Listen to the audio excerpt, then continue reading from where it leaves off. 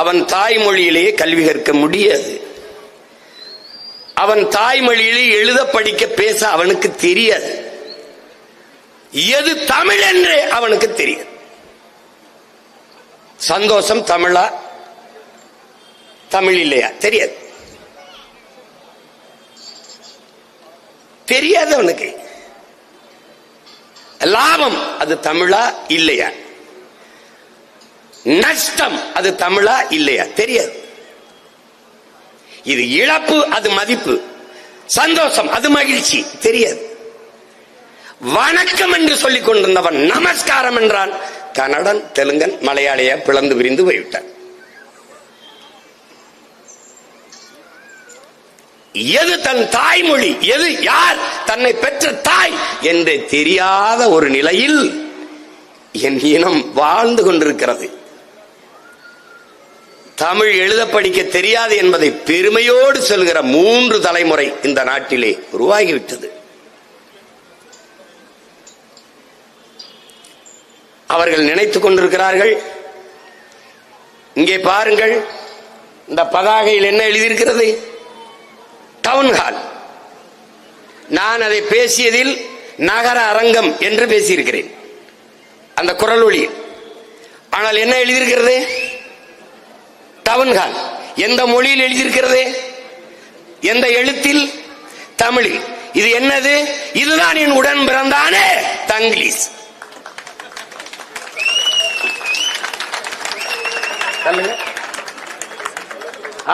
அங்க தப்பிச்சான், ஆவணின்னு போட்டான். இங்க பாருங்க,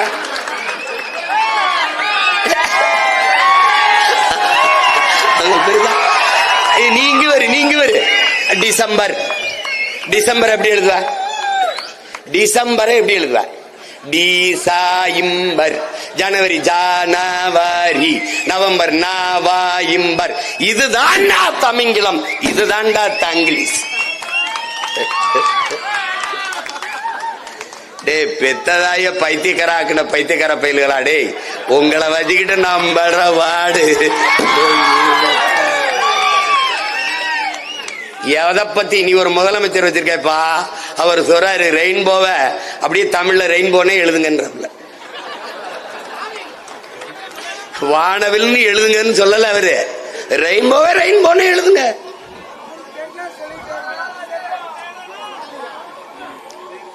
எந்த நிலையில் நின்று கொண்டிருக்கிறோம் என்பதை பார்.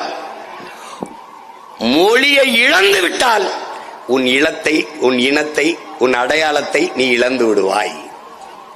நீ இழந்துட்ட, முடிஞ்சிருச்சு. நீ நுட்பமாக்கிறது. எப்படி நம்மளை வீழ்த்தி இருக்கு இந்த இந்திய திராவிட கட்சி ஆட்சிகள் அப்படிங்கறத பாரு. முதல்ல நம்மளை என்ன பண்ணான்னு பாத்துக்க. முதல்ல நம்மள மொழியிலிருந்து வெளியேற்றினான், அப்புறம் வழிபாட்டில இருந்து வெளியேற்றினான். மொழியிலிருந்து எப்படி வெளியேற்றினான்னா இங்க பாரு, நான் சொல்றேன். இப்போ எல்லாரும் பெரியார் என்று சொல்லுற ஐயா ஈவேரா இருக்கார் பத்தில, அவர் வர்றாப்ல. இப்போ இங்க பாரு. முல்லையும் குறிஞ்சியும் முறைமையில் திரியின் நிலம் நடுக்குற்று நல் இயல்பு இழந்து பாளையனும் வடிமம் கொள்ளும். இது உலகத்திலே ஆக சிறந்த அறிவியல். இந்த மாதிரி எந்த அறிவியல் அறிஞரும் சொல்லடா. முல்லையும் குறிஞ்சியும் முறைமையில் திரியின் நிலம் நடுக்குற்று, அதாவது பூகம்பம்டா எடுத்துக்குவாக்கு. நிலம் நடுக்குற்று நல் இயல்பை இழந்து பாளையனும் வடிமம் கொள்ளும். எப்படி எப்ப பாடிருக்காம பாரு நம்ம பாட்டை இளங்கோடிகள். இது ஐயா ராமசாமி சொல்றாரு, விபச்சாரி கதை. சிரிக்காதடா. பகிருளி ஆற்றுடன் பன்மலை அடுக்கத்து குமரிக்கோடும் கொடுங்கடல் கொள்ள வடதிசை கங்கையும் இமயமும் கொண்டு தென் திசை ஆண்ட தென்னவன் வாலி. இது தேவடியா கதை. ஏய் என்னை பார்க்காதரா, அவரை பாருடா. மருங்கு வண்டு சிறந்து ஆர்ப்ப மணிப்பு ஆடை அது ஓர்த்து கருங்கையல் கண் விழித்து ஒழுகி நடந்தாய் வாலி காவேரி. இது யாருது? விளை மாது கதை, வேசி கதை. எப்படி உன் தாய விபச்சாரின்னு சொன்னவரை நீ தந்தைன்னு போட்டுக்கிட்டு இருக்கியடா. உன்னை எங்கடா வச்சு தீ வச்சு கொளுத்துறது? டேய் பைத்தியக்கார பயல. திருக்குறள், வள்ளுவன் அவன் ஆரிய அடிமை. 5000 ஆண்டுக்கு முன்னாடி தமிழனுடைய தொன்மை இலக்கணம் தந்த தொல்காப்பியன் ஆரிய கைக்கூலி.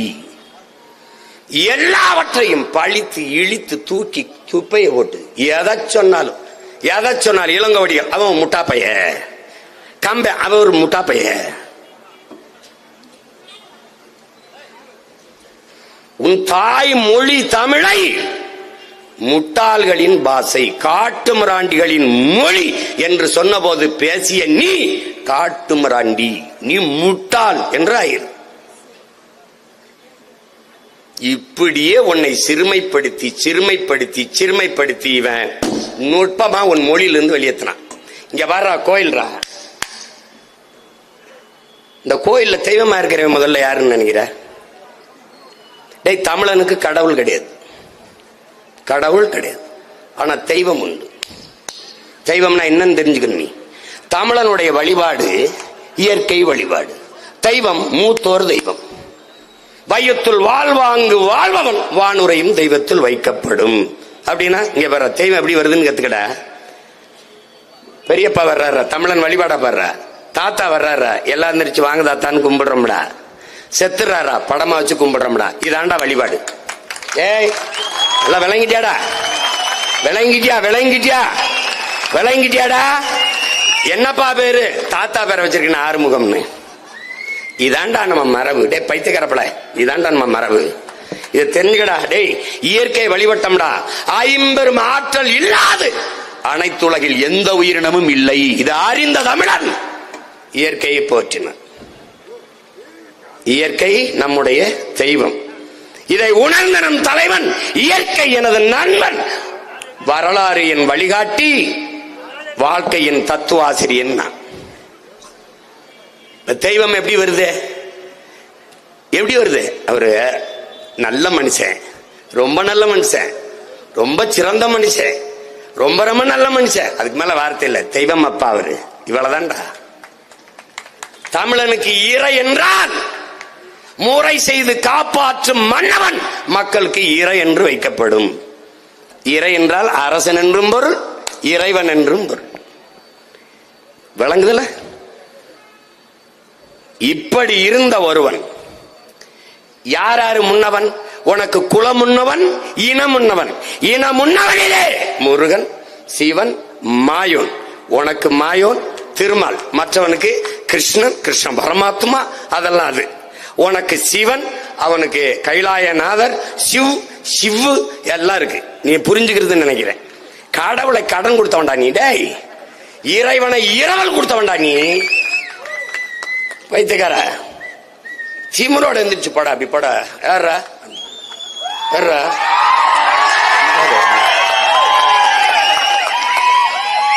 தமிழன்டா. அப்படி திமிர்ல திரிடா, திமிர்ல நிமிருடா. தன்னின பெருமை அறிந்தால் உனக்கு தலை நிமிர் வரும். தலை நிமிர்தான் உன் இன பெருமை. நில்லடா அப்படி. தமிழன் பெருமைக்குரியவன். காரணம், தமிழ் பெருங்குடியில் பிறந்ததனாலேயே தமிழன் பெருமைக்குரியவன்றான். நம்முடைய தாத்தன் புரட்சி பாவலன். நீ பெருமைக்குரியவன்டா. ஏன்? உலகிற்கு அறிவை கடன் கொடுத்தவன்டா நீ. அறிவை கடன் கொடுத்தவன். திமிர்ல திரி.